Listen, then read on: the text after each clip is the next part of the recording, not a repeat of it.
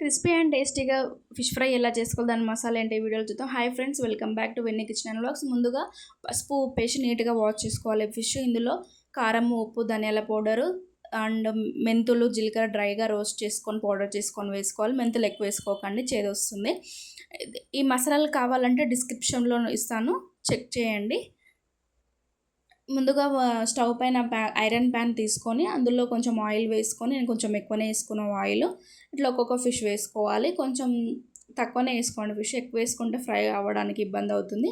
లో ఫ్లేమ్లో పెట్టుకొని 1 by 1 కుక్ చేసుకోవాలి. అట్లా 1 by 1 టర్న్ చేసుకుంటూ 5 minutesకి ఒకసారి టర్న్ చేసుకుంటూ ఫ్రై చేసుకోవాలి. మీడియం ఫ్లేమ్లో అండ్ లో ఫ్లేమ్లో పెట్టడం వల్ల ఏంటంటే ఫిష్ అనేది లోపల దాకా కుక్ అవుతుంది.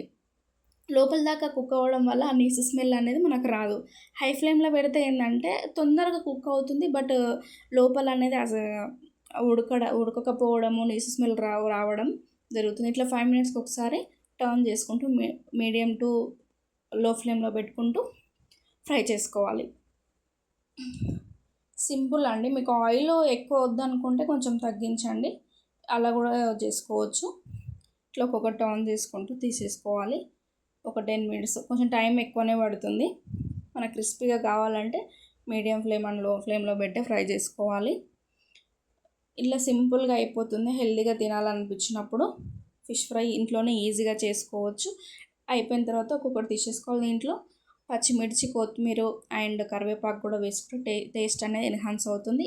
నా స్టైల్లో ఫిష్ ఫ్రై ఎలా ఉందో మీరు కూడా ట్రై చేయండి. Thank you.